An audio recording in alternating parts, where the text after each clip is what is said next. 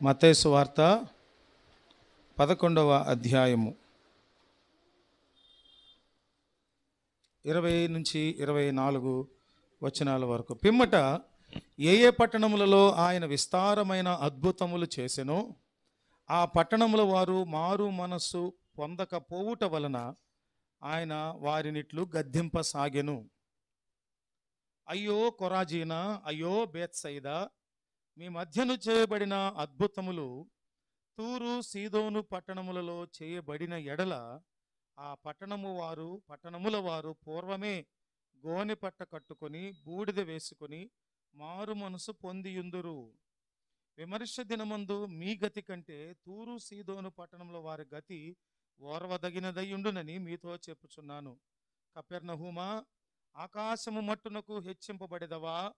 నీవు పాతాళము వరకు దిగిపోయేదవు. నీలో చేయబడిన అద్భుతములు సొదొమలో చేయబడిన ఎడల అది నేటి వరకు నిలిచియుండును.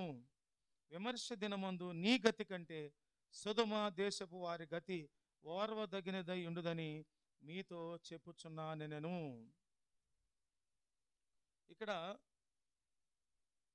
యేసుక్రీస్తు ప్రభువారు ఏ పట్టణాలలో అద్భుత కార్యాలు, ఆశ్చర్య కార్యాలు, సూచక క్రియలు, మహత్కార్యాలు, ఘనకార్యాలు చేస్తూ వచ్చారో ఆ ప్రాంతాల పట్టణపు వారంట మారు మనసు పొందకుండా ఉండటాన్ని చూసి ప్రభువుకు బాధ కలుగుతుందట.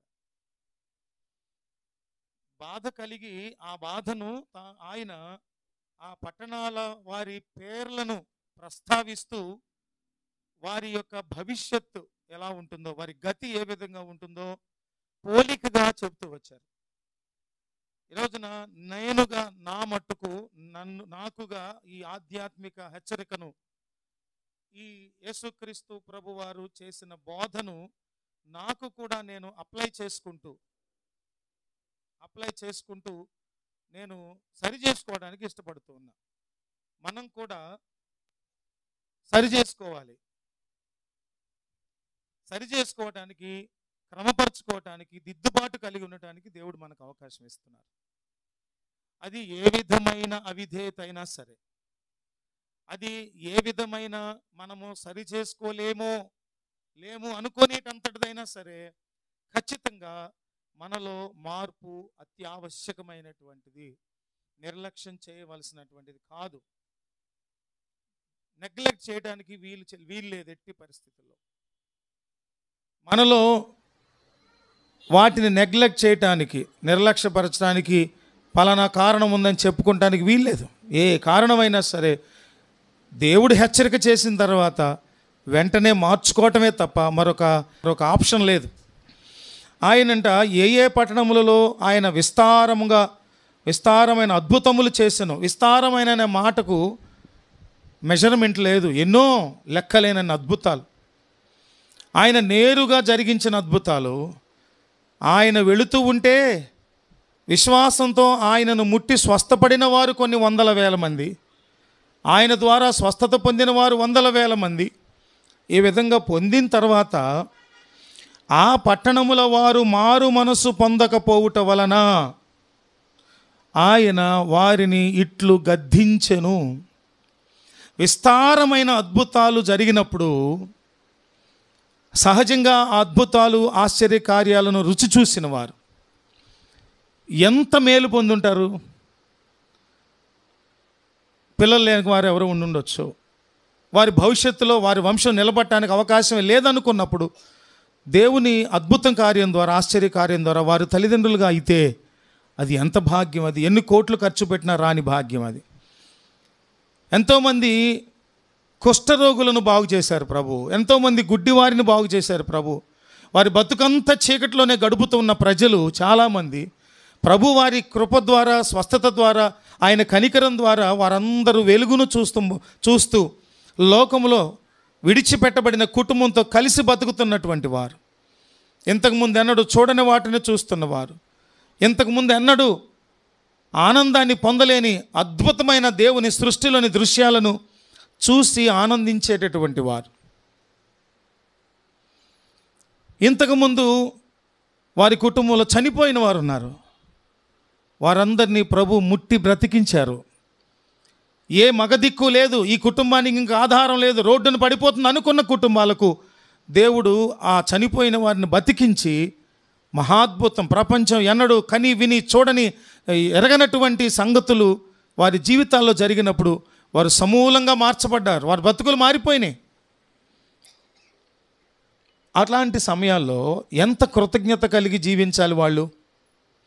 ఆ కృతజ్ఞత కలిగి జీవించే క్రమంలో మాకు దిక్కు మొక్కు లేనటువంటి, భవిష్యత్తే లేదనుకుంటున్న దినాల్లో ఇంతటి భవిష్యత్తు ఇచ్చిన దేవుణ్ణి వదిలిపెట్టేసి మా బ్రతుకులు ఇంకా మార్చుకోకుండా, మేలులు జరిగితే జరిగినాయి, మాకు భవిష్యత్తు లేకుండా పోయే పరిస్థితిలో భవిష్యత్తు మరలా నిర్మించబడింది అయితే ఏంటి, పర్వాలేదు.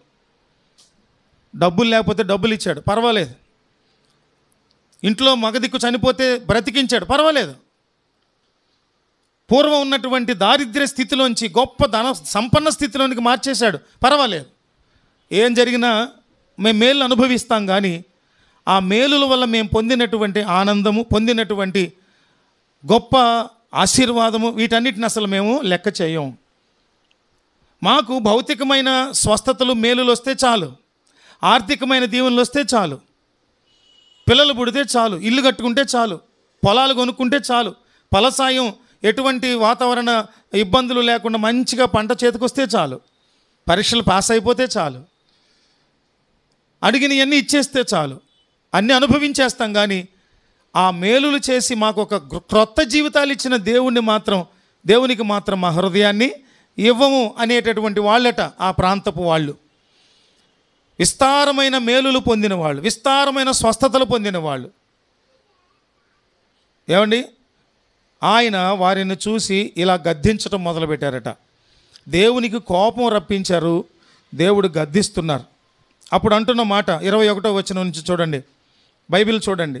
అయ్యో కొరాజీనా, అయ్యో బేత్సైదా, మీ మధ్యను చేయబడిన అద్భుతములు తూరు సీదోను పట్టణములలో చేయబడిన ఎడల ఆ పట్టణముల వారు పూర్వమే గోనె పట్ట కట్టుకొని బూడిద వేసుకొని మారు మనసు పొందియుందురు.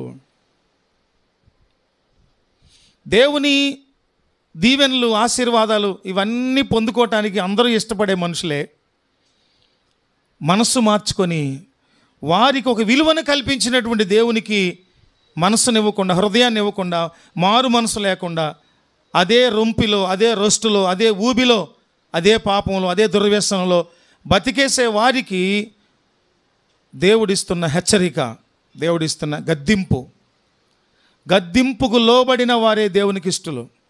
గద్దింపుకు లోబడిన వారే దేవుని సాక్షులుగా నిలబడతారు. గద్దింపుకు లోబడిన వాళ్ళు ఆశీర్వదించబడతారు.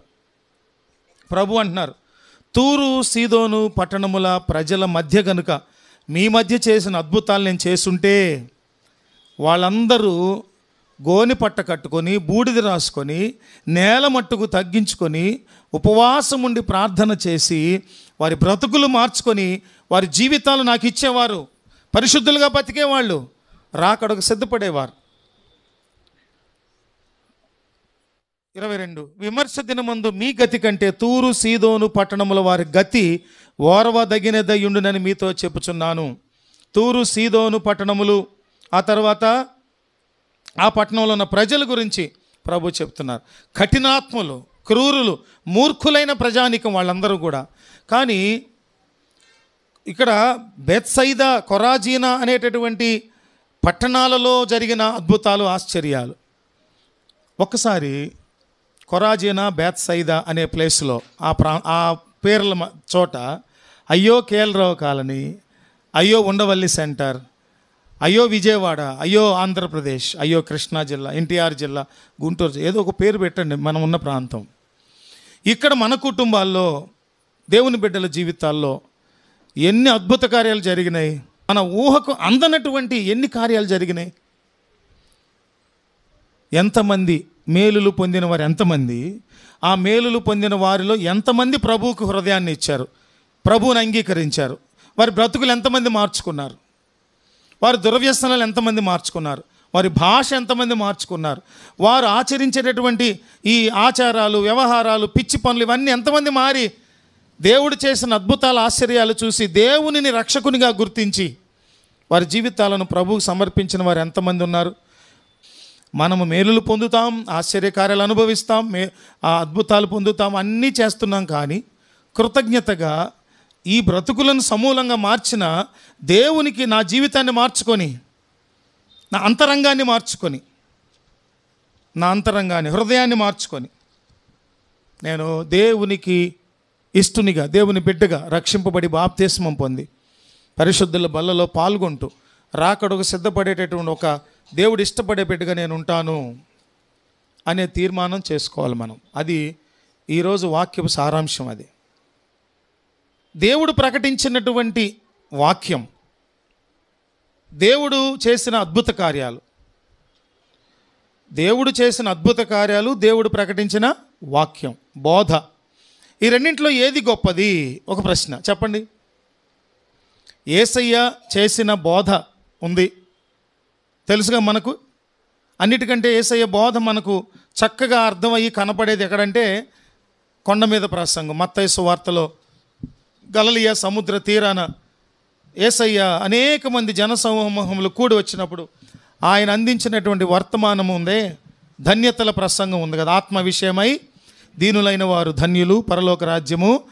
ఈ ప్రసంగం చూసినప్పుడు, ఆయన చేసిన అద్భుత కార్యాలు, ఆశ్చర్యకార్యాలు చూసినప్పుడు, ఈ రెండిట్లో విశ్వాసులుగా ఒకసారి పరిశీలనాత్మకంగా కనుక చూస్తే ఈ రెండిట్లో ఏవి గొప్పవి?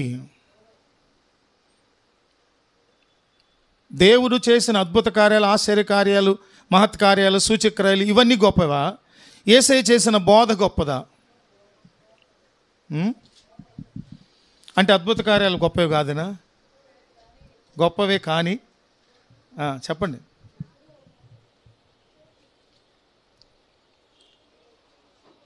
అద్భుత కార్యాలు, ఆశ్చర్యకార్యాలు, మహత్కార్యాలు, సూచక క్రియలు, మేలులు ఇవన్నీ కూడా గొప్పవే కాదంట్లా.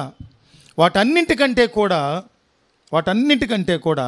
దేవుడు బోధించిన బోధ లేదా వాక్యము అన్నింటికంటే కూడా శ్రేష్టమైనది, గొప్పది. ఎందుకనంటే అద్భుత కార్యాలు చేస్తున్న క్రమంలో ఒక మనిషి చనిపోతే బ్రతికించారు ప్రభువు. లాజరును బ్రతికించారు. తర్వాత నాయీను విధవరాలి కుమారుని పాడి ముట్టి బ్రతికించారు. రాయబడినవి ఇలా ఉన్నాయి. సువార్తికుడు అంటాడు, ఆయన రాసినవి కొన్ని మాత్రమే ఇక్కడ రాయబడ్డ అబ్బాయి, ఆయన చేసినవి మొత్తం కనుక రాస్తే ఏ గ్రంథాలు సరిపోవు అన్నాడు. ఎందుకనంటే గమనించండి, ఒక వెలుగు ప్రయాణిస్తున్నప్పుడు, ఒక వెలుగు మన మధ్య ఉన్నప్పుడు ఆ వెలుగుకు ఆకర్షించబడి వచ్చేటటువంటి జీవులు ఎన్నో వస్తాయి. బహుజన సమూహములు కోకొల్లలుగా ఆయనను వెంబడించేవారు, ఎన్నో మేలులు పొందేవారు. కొందరు మేలులు పొంది వెళ్ళిపోయేవారు, ఎందుకంటే అవకాశం లేదు ఇక వాళ్ళు చెప్పడానికి. అలాగ ఎన్నో మేలులు పొందారు. అయితే చనిపోయినటువంటి వ్యక్తిని దేవుడు బ్రతికిస్తే ఆ మనిషి బ్రతికిన వాడు ఇంక ఎప్పుడు 100 ఏళ్ళు, 200 ఏళ్ళు, 300 ఏళ్ళు, 400 ఏళ్ళు బతికేసి ఉండలా. ఇంకొక రోజున అతను కూడా ఏమైపోయాడు? చనిపోయాడా లేదా? బతికించబడిన బేతనియాలో మరియా, మార్తా, లాజరు కుటుంబంలో లాజరు చనిపోతే, లాజరు బతికించబడితే లాజరు మళ్ళీ చనిపోతాడా? చనిపోడా? అలానే ఉండిపోయాడండి ఒక 1000 ఏళ్ళు. స్వస్థత పొందుకున్నాడు. గుడ్డివాడు ఎవరో కళ్ళు పోయినాడు, వచ్చాడు, కళ్ళు దేవుడు స్వస్థపరిచాడు. బర్తిమైకి స్వస్థపరిచాడు. అంతా జరిగిపోయింది. అదే వ్యక్తికి తర్వాత దినాల్లో ఏదో ఆట ఆడుతున్నప్పుడో, పని చేస్తున్నప్పుడో ఏదో కూడా కళ్ళు పోవా, చేతులు కాళ్ళు విరగవా, యాక్సిడెంట్లు జరగవా? పేతురు అత్త జ్వరంతో ఉందట, జ్వరం స్వస్థత వచ్చింది. మళ్ళీ జ్వరం రాదా ఆవిడికి? ఈ సమ్మర్ అయ్యేలోపు మనందరికీ ఎన్నిసార్లు జ్వరాలు వస్తాయో కదా, ఎన్నిసార్లు ఎండ దెబ్బ తగులుతుందో, వడదెబ్బలు తగులుతాయో. ప్రార్థన చేసుకుంటాం, తగ్గిపోతుంది. మరలా ఈ శరీరంలో బలహీనతలు వస్తాయి. ఈ స్వస్థతలు, అద్భుతాలు, ఆశ్చర్యాలు ఇవన్నీ కూడా మరలా జరిగించవలసినవే. కానీ ఎప్పటికీ నిలిచి ఉండేది ఏంటంటే దేవుని వాక్యము, దేవుని మాట ఎన్నటన్నిటికీ నిలిచి ఉండేది. అది ఒక మనిషి జీవితాన్ని సమూలంగా మార్చగలిగింది దేవుని వాక్కు. ప్రభువారు మరి ఈ విషయంలో ఇంతగా బాధపడి వారిని అంతగా గద్దించడానికి కారణం ఏంటంటే, ఎంతకాలం నా నుండి స్వస్థతలు పొందుకోవటానికి మీరు ఇష్టపడుతున్నారు, కానీ నా బోధకు ఒక్కడైనా మారు మనసు పొందడేంట్రా బాబు మీరందరూ? ఎందుకని? దేవుని ఉద్దేశం ఏంటంటే వాక్కు వాక్కు వాక్కు, దేవుని వాక్యం వినాలి, దేవుని వాక్కు చేత బలపరచబడాలి. ఈ రోజుల్లో ప్రపంచ క్రైస్తవ సంఘం ఎటుపోతుందో అని భయం వేసే పరిస్థితులు.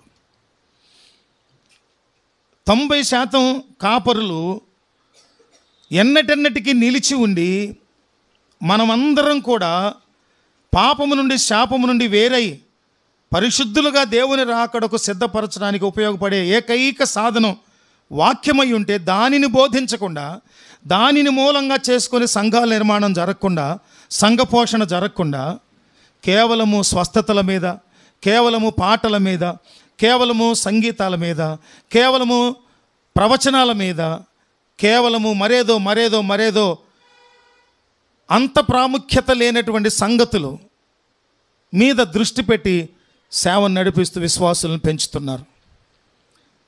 దైవజనుడా, ప్రశ్న ఏంటి తెలుసా?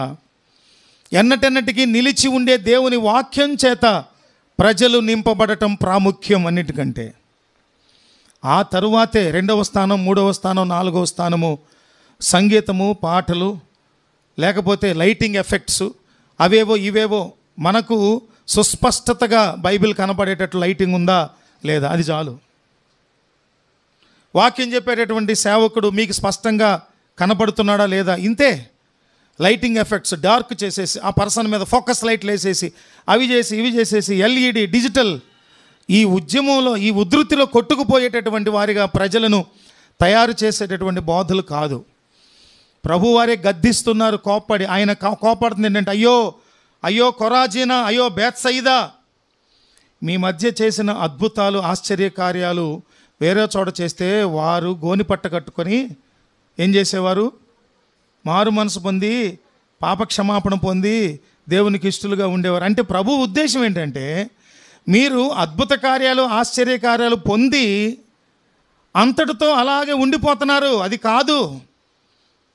మేలులు పొందిన తర్వాత కృతజ్ఞతతో, మా బ్రతుకులు నిరర్ధకమైపోయే వాటిని అర్థవంతంగా చేసావు కదా ప్రభువా అని ప్రభువుకు కృతజ్ఞతగా వారి జీవితాలు మార్చుకొని వారి బ్రతుకులను దేవునికి సమర్పించుకోలేదనే బాధ, కోపం, అందుకే గద్దిస్తూ ఉన్నారు.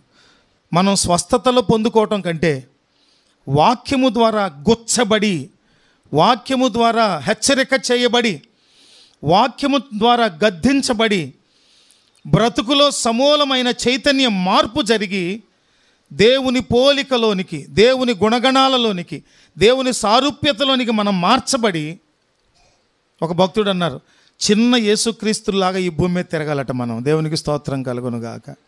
అంగీ ధరించుకొని జులపాలు వేసుకున్న ఆకారంలో కాదు, ఆయన స్వభావంలో, ఆయన పోలికలో, ఆయన గుణలక్షణాలతో మూర్తీభవించిన విశ్వాసిగా నీవు నేను ఈ భూమి మీద సంచరిస్తే అనేక మంది మన మాటల కంటే మన జీవితాలను చూసి ప్రభువుని నమ్ముకుంటారు. దేవునికి స్తోత్రం కలుగునుగాక. అందుకని యేసయ్య మనలో స్థిరపరచబడవలసిన, మనలో నాటుకోవలసిన, మనలో నరనరాల్లో జీర్ణింపజేసుకోవలసినటువంటి దేవుని వాక్యము ద్వారా కార్యం జరిగి మనందరం కూడా ఏం చేయబడాలన్నారు? దేవుని బిడ్డలుగా మారు మనసు పొంది, రక్షింపబడి, బాప్తిస్మం పొంది పరిశుద్ధుల సమూహంలో చేర్చబడటానికి ఇష్టపడాలని కోరుతున్నారు. అందుకని ఇందులో 7 విషయాలు దేవుని వాక్యము, ఎటువంటి వాక్యము చేత మనము సంధించబడితే, ఎటువంటి వాక్యము చేత మనము హెచ్చరిక చేయబడితే, ఎటువంటి వాక్యం చేత గద్దించబడితే అప్పుడు మన బతుకులన్నీ లోబడి సమూలంగా మారుతామో, ఆ దేవుని వాక్యం ఎటువంటిది ఉండాలనేది నేను సంక్షిప్తంగా చకచక మీ ముందు వివరించడానికి ఇష్టపడతాను. ఒక్కొక్కటిగా చూద్దాము. మొదటిది ఏంటంటే జీవవాక్యము. దేవుని వాక్యం ఎటువంటిది? జీవవాక్యం. అది నిర్జీవ వాక్యం కాదు, ఎన్నటెన్నటికీ నిలిచి ఉండే వాక్యం. దేవుని వాక్యం నీ హృదయంలో ఉంటే దేవుని వాక్యం నీ హృదయంలో ఉంటే నీవు జీవించినంత కాలము ఆ వాక్యము నిన్ను హెచ్చరిక చేస్తుంది, ఆ వాక్యము నిన్ను నడిపిస్తుంది, ఆ వాక్యము నిన్ను గద్దిస్తుంది, ఆ వాక్యము ప్రభు బాటలోనే నడిచేటట్టు చేస్తుంది. ఆ వాక్యము లోకములో నీకు ఏదైనా పాపము నిన్ను ప్రేరేపిస్తుంటే ఆ వాక్యము నీలో గద్దింపు కలిగించి పాపం వైపు మళ్ళనివ్వకుండా పరిశుద్ధతలోనే కొనసాగేటట్లు చేసే శక్తి కలిగిన జీవవాక్యం అది. ఫిలిప్పీ పత్రిక 2వ అధ్యాయము. అపోస్తలుడైన పౌలు భక్తుడు ఫిలిప్పీలకు రాసిన పత్రిక 2వ అధ్యాయం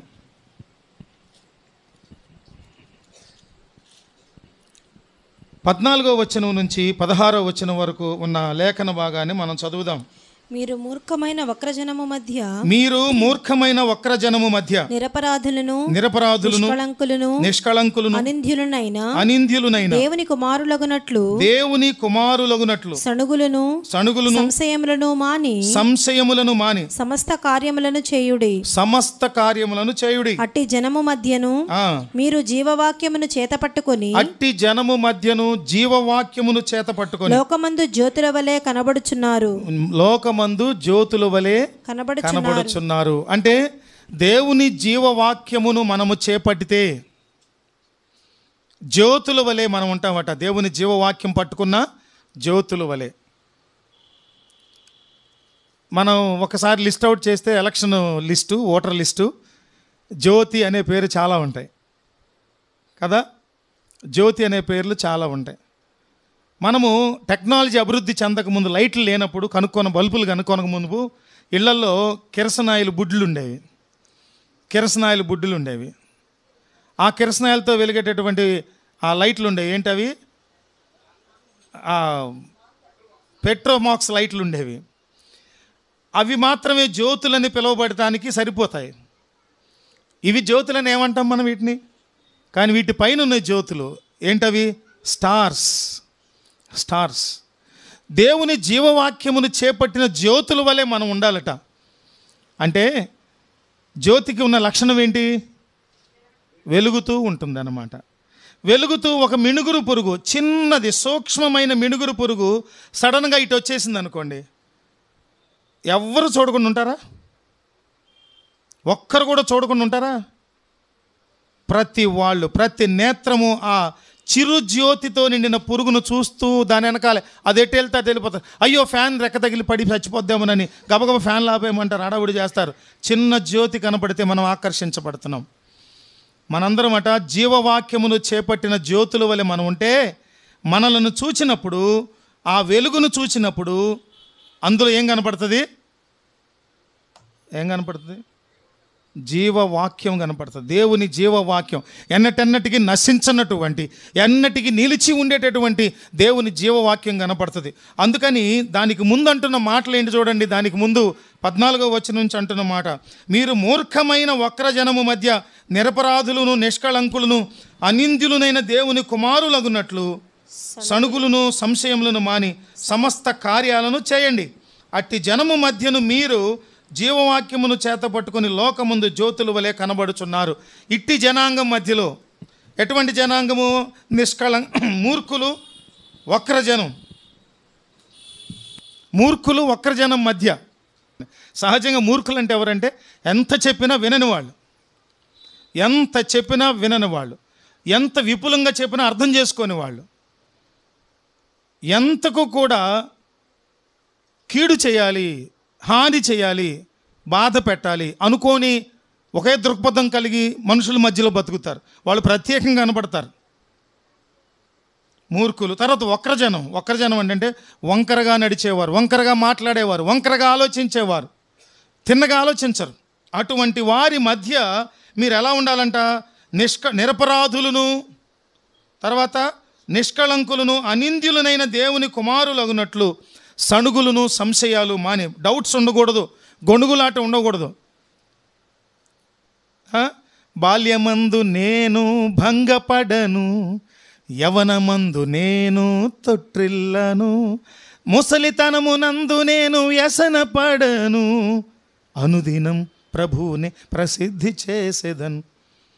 అందుకని అటువంటి వారి మధ్యలో మీరందరూ జీవవాక్యమును చేత పట్టుకొని లోకమందు జ్యోతుల వలె కనబడుతున్నారు. దేవుడు కోరేది అదే, మనము జీవవాక్యమును చేత పట్టుకోవాలి. చెప్పండి, మొదటిది ఏంటి? జీవవాక్యము. జీవవాక్యం మన నోట కూడా వస్తుందా? జీవవాక్యం రాదా? ఆన్సర్ మీ. మనుషులమైన మన నోట జీవవాక్యము నిర్జీవ వాక్యం రెండూ వస్తాయి. నిర్జీవంతో కూడినటువంటి మాట అంటే వ్యర్థమైన మాట, సోది. ఎల్లమ్మట వస్తారు కదా, టింగ్ టింగ్ టింగ్ టింగ్ సోది చెబుతామమ్మని వస్తారు. టింగ్ తంబుర ఏక దాన్ని ఏమంటారు? ఒక తేగుండే దాన్ని ఏమంటారు? ఏదో ఏక్తారా ఏదో అంటారు. ఏక్తార అనే ఉంటుంటుంది అనమాట. అది కొట్టుకొని వస్తూ ఉంటారు. మనకు అనిపిస్తుంది మనకంటే వాళ్ళకి తెలివి ఎక్కువ అనుకుంటాం, మనకంటే మెదడు ఎక్కువ, బుర్ర ఎక్కువ అనుకుంటాం. ఎదురు డబ్బులు ఇచ్చి కూర్చోబెట్టుకొని సోది చెప్పించుకుంటాం. సోది అంటే ఏంటి? వేస్ట్. సోది అంటే ఏంటండి? వేస్ట్. ఆ మాటలు మన నోటి నుంచి వస్తాయి, జీవముతో కూడిన మాటలు కూడా మన నోటి నుంచి వస్తాయి. మన నోటి నుంచి వచ్చే మాట జీవముతో కూడిన మాట, సోది మాట అని తెలుసా తెలీదా మనకి? హలో, ఆన్సర్ మీ. తెలుసా తెలీదా?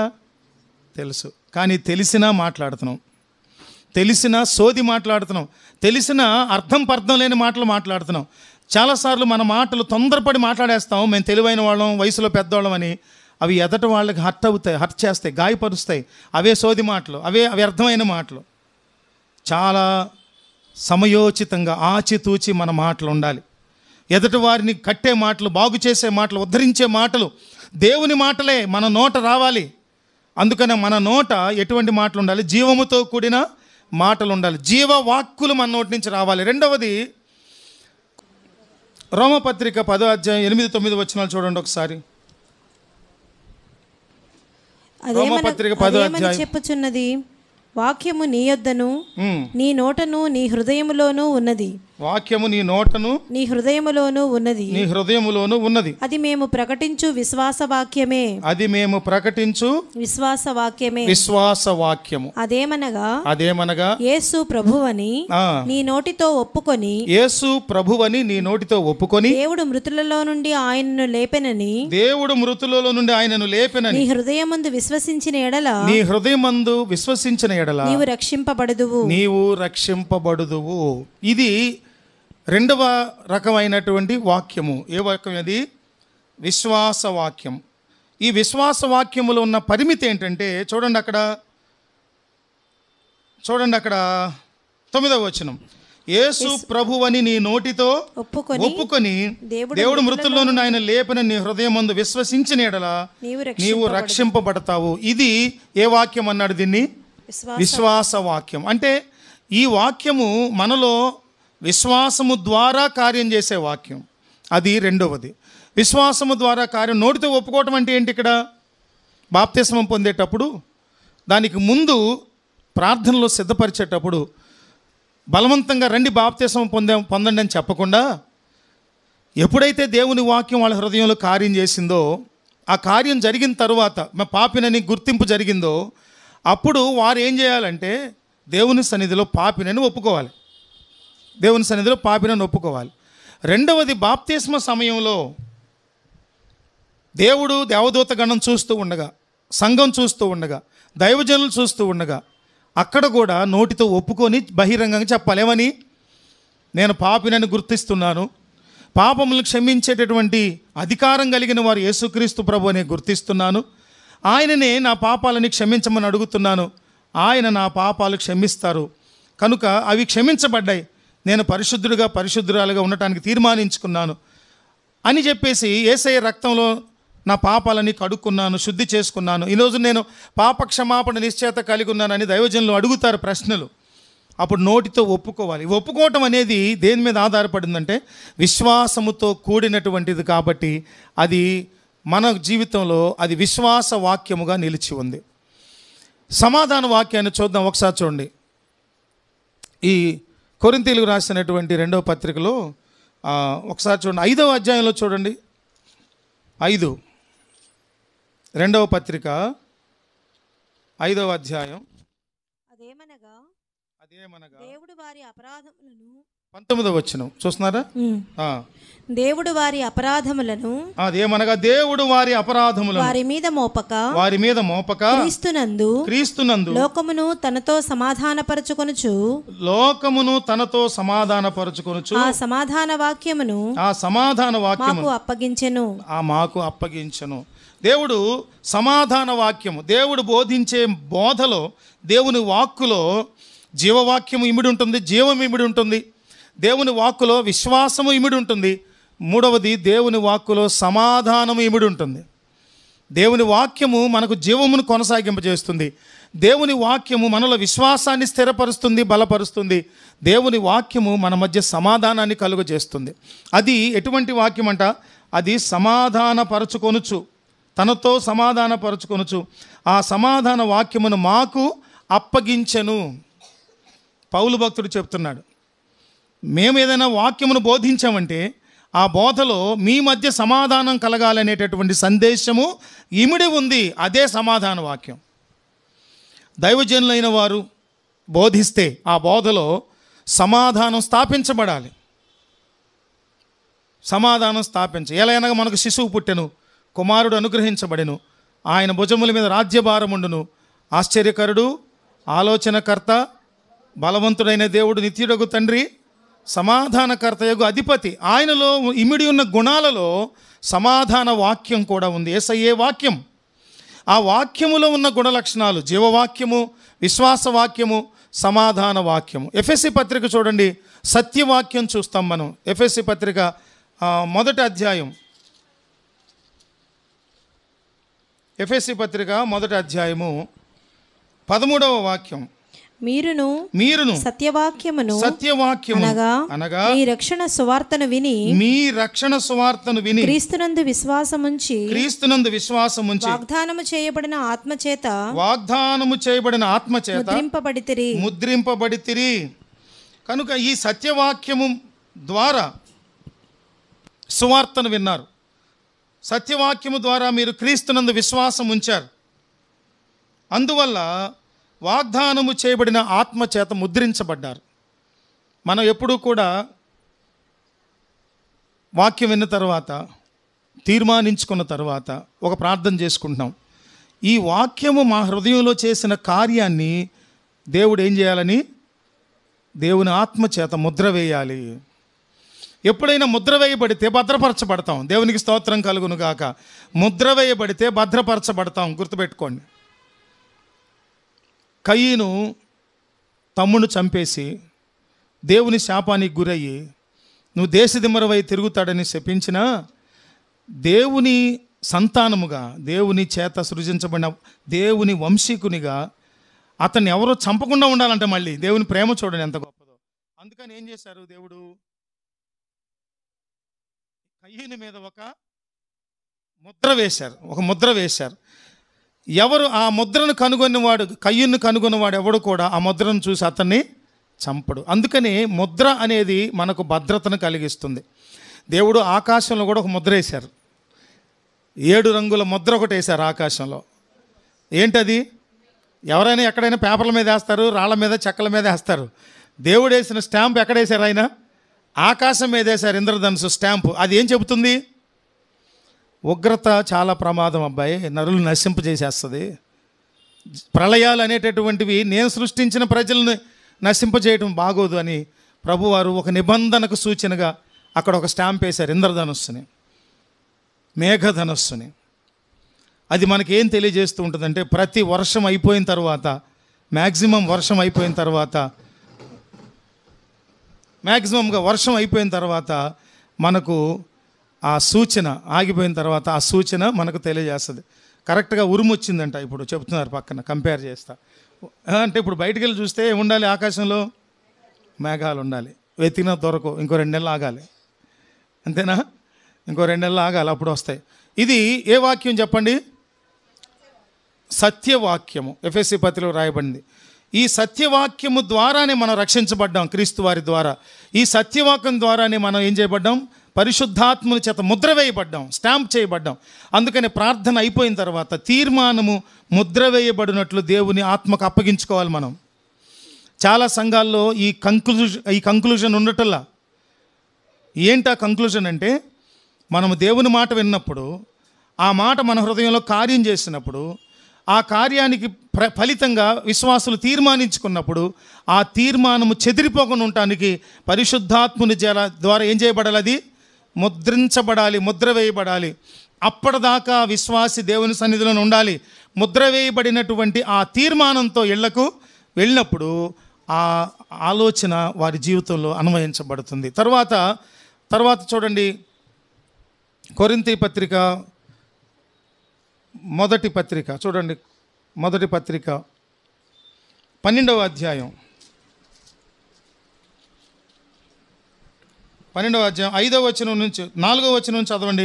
కృపావరములు నానా విధములుగా ఉన్నవి కానీ ఆత్మ ఒక్కడే మరియు పరిచర్యలు నానా విధములుగా ఉన్నవి కానీ ప్రభువు ఒక్కడే నానా విధములైన కార్యములు కలవు కానీ అందరిలోను అన్నిటినీ జరిగించు దేవుడు ఒక్కడే అయినను అందరి ప్రయోజనము కొరకు ప్రతివానికి ఆత్మ ప్రత్యక్షత అనుగ్రహింపబడుచున్నది. ఎలాగనగా ఒకనికి ఆత్మ మూలముగా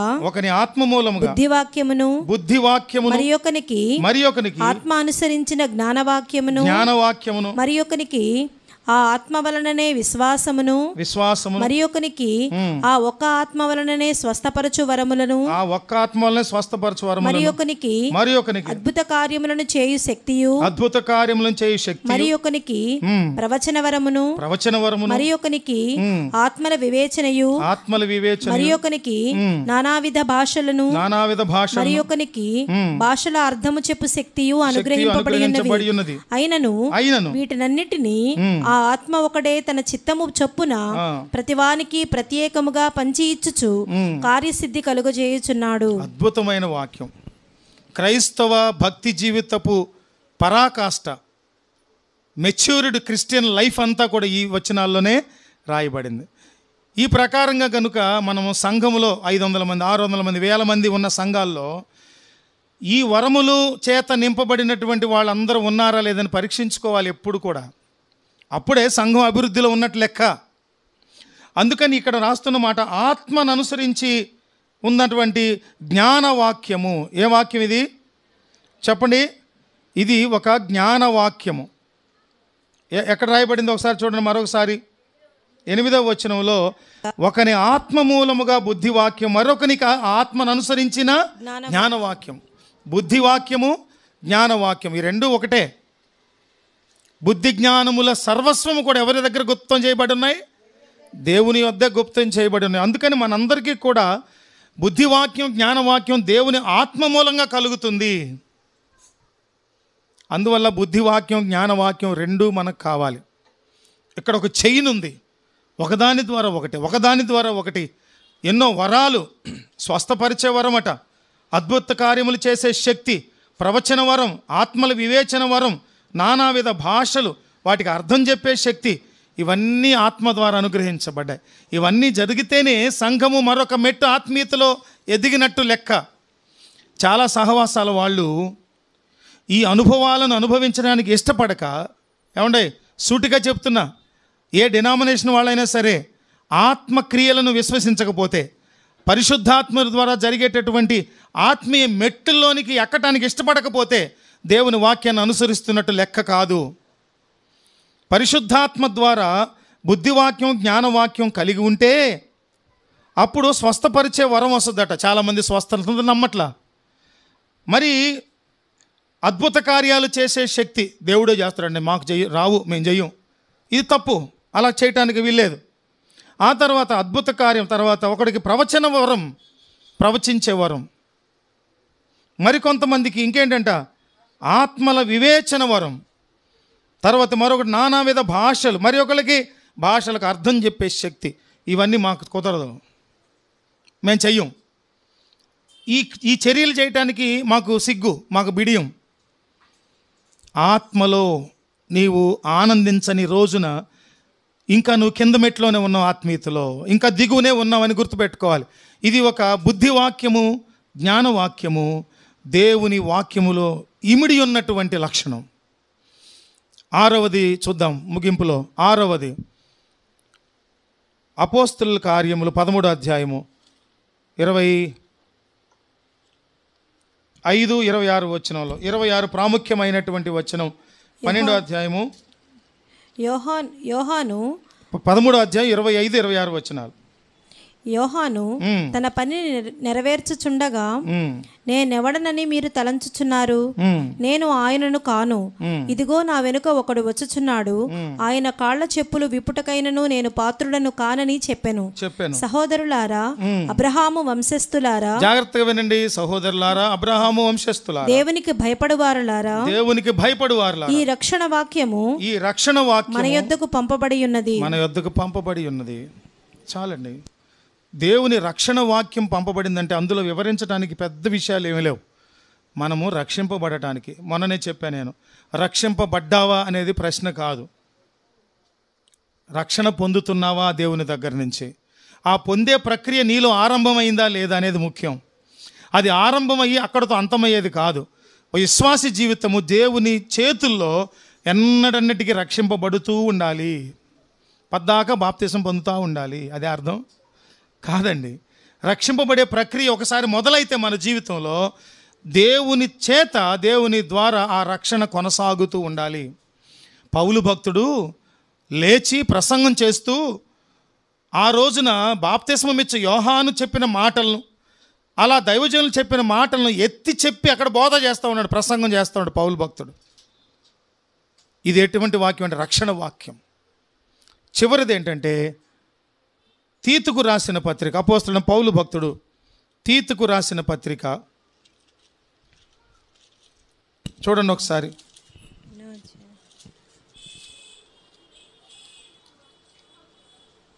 1వ అధ్యాయం 6-9 వచనాలు చదవండి.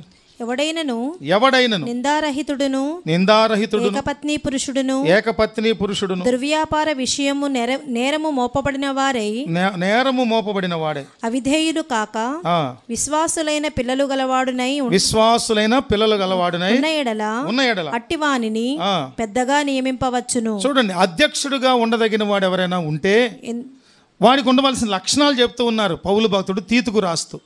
అక్కడ అంటున్న మాట చూడండి, నిందారహితుడును ఏకపత్ని పురుషుడును దుర్వ్యాపార విషయము నేరము మోపబడిన వారై అవిధేయులు కాక విశ్వాసులైన పిల్లలు గలవాడునై ఉన్న ఎడల అట్టివానికి పెద్దగా నియమింపవచ్చును.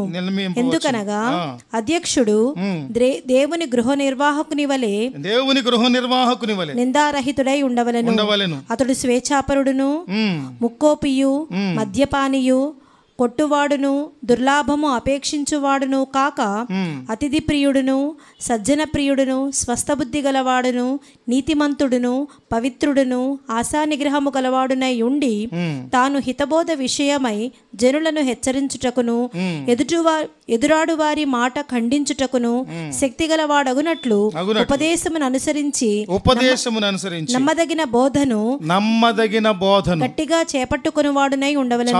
నమ్మదగిన బోధ అనగా నమ్మదగిన వాక్యం. నమ్మదగిన వాక్యం అంటే ఏంటి? నమ్మదగనటువంటిది కూడా ఉందని అర్థం. దొంగ బోధలు, అబద్ధ బోధలు, సొంతగా కల్పించుకున్న కల్పన కథలు, ఇవన్నీ కాదు చేయవలసింది. నమ్మదగిన బోధ, నమ్మదగిన వాక్యం. ఎవరు కలిగి ఉండాలంటున్నాడు ఈయన? సంఘములో అధ్యక్షుడిగా ఉండదగిన వాడికి ఉండవలసిన లక్షణాలు.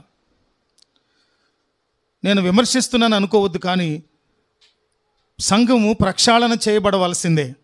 ఆ విషయానికి వచ్చినప్పుడు, సంఘం ప్రక్షాళన చేయవలసి వచ్చినప్పుడు, ఈ రోజుల్లో సంఘాల్లో అధ్యక్షులుగా ఉన్నవారు దైవ సేవకుడిని కూర్చోబెట్టి నెత్తి మీద మొట్టికాయలేసి, దేవుడు చెప్పినట్టు నువ్వు సంఘాన్ని నడిపించొద్దు, మేము చెప్పినట్టు నువ్వు నడిపించని వీళ్ళ సొంత జ్ఞానంతో సంఘాలు నడిపించేటటువంటి పెత్తందారులు చాలామంది ఉన్నారు సంఘాల్లో. వారిని చూసినటువంటి పౌలు భక్తుడు ఈ తీతుకు రాస్తున్నాడు అనమాట. ఇలా ఉండాలి అబ్బాయి అధ్యక్షుడిగా ఉన్నవాడు. అలా అర్హత లేనివాడు అధ్యక్షుడికి పనికిరాడు. కానీ ఈ రోజుల్లో అధ్యక్షులుగా ఎవరుంటారు తెలుసా? ఎవరు ఉన్నతమైన పదవిలో ఉద్యోగంలో ఉన్నాడో వాడు అధ్యక్షుడు. ఎవరికి బాగా డబ్బులు ఉన్నాయో, ఒంటి నిండా బంగారం దిగేసుకొస్తాడో వాడు అధ్యక్షుడు. మంచి లగ్జరీ కారు, బెంజ్ కార్లు, ఆడి కార్లు, రేంజ్ రోవర్లు, ఇట్లాంటి కార్లు వేసుకొచ్చే వాళ్ళందరూ అధ్యక్షులు.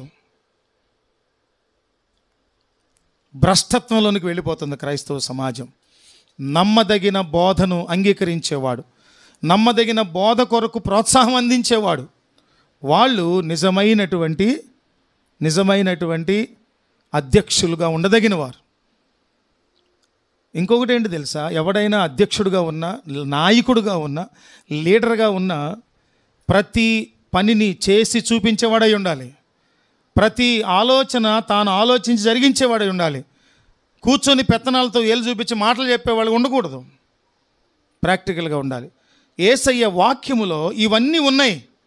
కానీ అవేమీ పట్టించుకోకుండా కేవలము కొరాజీనా, బేత్సయిదా ప్రాంతాల వాళ్ళు వీళ్ళందరూ కూడా అద్భుత కార్యాలు, ఆశ్చర్యకార్యాలు చూస్తున్నారు, పొందుకుంటున్నారు. కానీ ఇంత శక్తివంతమైన, ఇన్ని గుణలక్షణాలు కలిగిన దేవుని వాక్యమును అంగీకరించట్లేదట, రక్షింపబడడానికి ఇష్టపడలేదట, దేవునికి లోబడట్లేదట.